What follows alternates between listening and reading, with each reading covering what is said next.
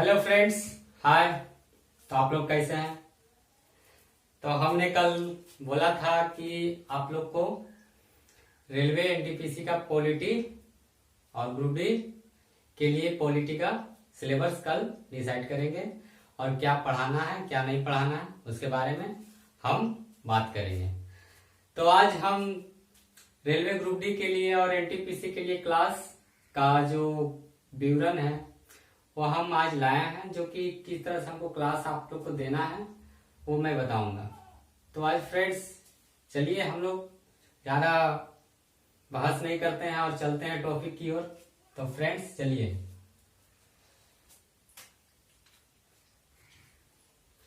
भारत राज्यों का संघ है, ये हमें कवर करना है क्योंकि ये कवर करना है, इससे क्वेश्चन उठ जाते हैं। फिर मौलिक अधिकार, मौलिक अधिकार भाग 3 अधिकार, मौलिक अधिकार 12-35 आर्टिकल तक हैं जिनको कवर करना है। और भाग 1 में क्या थे? भारत राज्यों का संघ है, कितना? 1 से 4 आर्टिकल तक। तो हमें ये कवर करना है, उनके बाद ये कवर करना। इसमें आपको सभी टॉपिक्स नहीं मिलेंगे, इसलिए आप लोग को कोई टेंशन नहीं लेना है। जो आपको हमेशा क्वेश्चन उठे हैं उसी से रिलेटेड क्वेश्चन आप लोग को दिए जा रहे हैं। और एक मैंने क्वेश्चन को देखकर एक अनुभव किया हूं कि अभी तक की जितने क्वेश्चन रेलवे ग्रुप डी या एनटीपीसी में पूछे जा रहे हैं वो ये सब सेक्टर से ज्यादा उठे जा रहे हैं। तो हमें ज्यादा प्रयास किस सेक्टर पे करना है कि जिस सेक्टर से क्वेश्चन उठते हैं उस सेक्टर पे हमें महत्वपूर्ण समय देना है और हमें सही तरह और सही वेब से तैयारी करना है। तो हम चले। तो फ्रेंड्स भाग 4 में राज्य का नीति निर्देशक तत्व, ये 36 से 51 आर्टिकल तक है जिनको हम बारीकी से देखेंगे। भाग 5 द यूनियन, इसमें द यूनियन के बारे में दिया गया है जिसमें 52 आर्टिकल से 151 आर्टिकल तक इसमें देखना है। अब द यूनियन के बारे में बात आ गई तो द यूनियन में कौन कौन आते हैं, जैसे लोकसभा, राज्यसभा, राष्ट्रपति, उपराष्ट्रपति, फिर केंद्र के जितने हैं ना कमीशन या मान लीजिए या फिर कमेटी मान लीजिए जो केंद्र लेवल पे कार्य करते हैं उसके बारे में, महानवादी, अटॉर्नी जनरल, इस तरह का सॉलिसिटर जनरल, ये सब के बारे में पढ़ाए। तो फ्रेंड्स हमें क्या बात कर रहे थे कि द यूनियन, तो द यूनियन जो है हमें लोकसभा, राज्यसभा और उपराष्ट्रपति, राष्ट्रपति, प्रधानमंत्री, ऐसे सारे व्यक्ति का नाम आता है और पद का नाम आता है। और महानवादी, अटॉर्नी जनरल, सॉलिसिटर जनरल, ये सब किसमें पढ़ना है? तो हमें 52 से 151 तक। और भाग 6 में हमें क्या पढ़ना है? द स्टेट, 152 से लेके 237 तक। तो इसमें क्या है? हमें राज्य के बारे में देखना है, विधायिका, विधानमंडल, ये सब के बारे में जानना है। अब एडवोकेट होता है, वहां पे अटॉर्नी जनरल होता है, यहाँ पे कौन होता है? एडवोकेट, मध्यवर्ती। तो इसके बारे में जानना है। तो हम कितना आर्टिकल तक जानेंगे? 152 से 237 तक। भाग 8 में दिया गया क्या है? तो संघ शासित क्षेत्र के बारे में जानना है। 239 से लेके 243 तक इसके बारे में जानना है।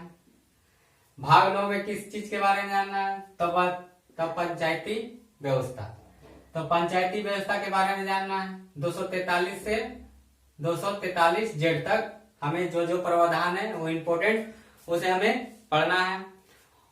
क्योंकि ये सब टॉपिक जो है हमने बहुत सारे भाग को बैक मारा है, हमने छोड़ा है, बहुत सारे भाग को हमने छोड़ा है जो कि इम्पोर्टेंस नहीं है। जो इम्पोर्टेंस है वो उस टॉपिक को हमने उठाया है। और फिर भाग 15 में आपका है इलेक्शन कमीशन। अब इलेक्शन कमीशन कितना में दिया गया, कितना आर्टिकल में है? 30 से क्वेश्चन आया हुआ था पिछले बार। तो इस तरह से 324 से 329 तक इलेक्शन कमीशन के बारे में दिया गया, कितना उम्र होना चाहिए, क्या इलेक्शन का होना चाहिए प्रावधान, तो इसके बारे में सारा चीज बताया गया 324 से 329 तक। भाग 17 में भाग 17 में हम देखेंगे कि राजभाषा, ऑफिशियल लैंग्वेज। ऑफिशियल लैंग्वेज के बारे में हमें कितना में बताता आर्टिकल, तो 343 से लेकर 351 तक हम ऑफिशियल लैंग्वेज के बारे में जानेंगे। और भाग कितना है, तो भाग 17। ये सब भी टॉपिक आप इम्पोर्टेंट है, ये सब भी साथ में आप लोग याद रखिएगा, क्योंकि ये सबसे भी क्वेश्चन डायरेक्टली पूछ लिया जाता है कि ये कितने भाग में है, मौलिक अधिकार कितने भाग में है, पंचायती राज कितने भाग में है, तो ये सब पूछ लिए जाएंगे।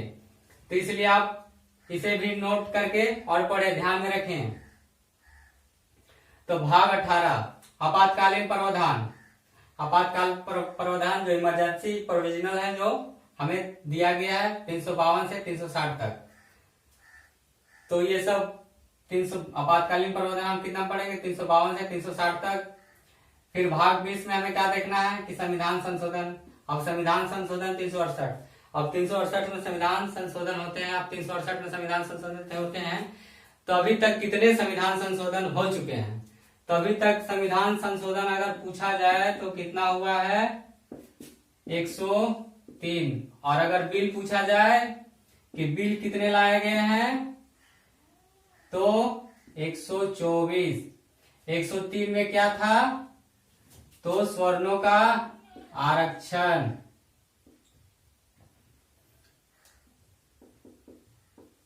स्वर्णों का आरक्षण।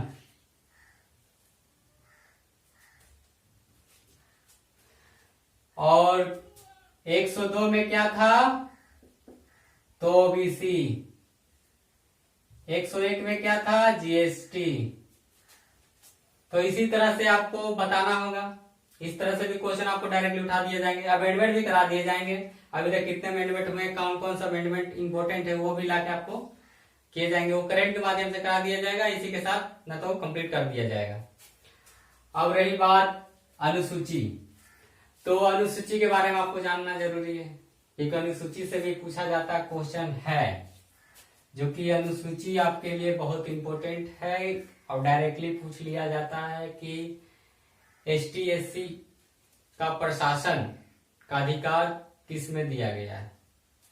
तो भाई कौन सा अनुसूची में दिया गया, तो इसके बारे में हमें पता रहे तब तो भाग 6 में दिया गया प्रशासन का व्यवस्था का ST/SC कि अपने प्रशासनिक व्यवस्था बैठा सकता है, कर सकता है। ठीक है, तो हम अनुसूची के बारे में पढ़ेंगे। अनुसूची के बारे में पढ़ेंगे जो आपका एक अनुसूची से लेके 12 अनुसूची तक है। कितने अनुसूची हैं, 12 अनुसूची हैं। अब 12 अनुसूची है तो पहले कितने अनुसूचित हैं, तो 8 अनुसूचित हैं। कितने आर्टिकल थे, 395। अभी तो 471 है। अब 71 है, ये ऐसे नहीं है ए करके जोड़ा गया, बी करके जोड़ा गया, सी करके जोड़ा गया, इस तरह से करके बढ़ा दिया गया 371। ठीक है, फिर हमें पॉलिटी में 370 आर्टिकल जो अभी हाल फिलहाल में अगस्त में हटाया गया था कुछ कुछ प्रावधान को, उसके बारे में देखना जरूरी है, क्योंकि वो अभी करेंट के हिसाब से चलेगा, क्योंकि अभी तक एग्जाम उस लेवल से होगा और वैसा एग्जाम हुआ नहीं है। हम लोग को ध्यान चलकर उसके करेंट जो इम्पोर्टेंट्स है, क्या क्या चेंज हुआ है, कौन कौन सा प्रावधान चेंज हुए हैं, उसके बारे में हमें 370 से कंप्लीट कर लेना है। इसका हम एक सेपरेट वीडियो लाएंगे, उसके माध्यम से आपको करा दिए जाएंगे 370 आर्टिकल। फिर जो बाकी बाद आपका छूटते हैं कुछ टॉपिक्स, जो कि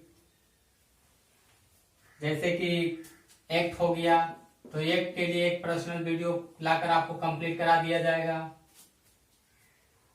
और आपके कुछ भाग जो है अगर छूट जाते हैं तो वो अगर आते हैं उस टाइप के क्वेश्चन तो हम फिर से देखेंगे और आपको वो प्रोवाइड करवा दिया जाएगा। तो फ्रेंड्स, हम आज यही सब टॉपिक के बारे में डिस्कस करना चाह रहे थे और डिस्कस कर दिए। अब कल से क्लास स्टार्ट हो जाएगा, तो आप लोग क्लास को डेली रेगुलर कीजिए और आप लोग सब्सक्राइब कर लीजिए। इससे क्या फायदा होगा कि आपको समय का बचत कीजिएगा, समय आपका निकले ना, समय को देखते चलिए, क्योंकि समय बहुत बड़ा बलवान होता है।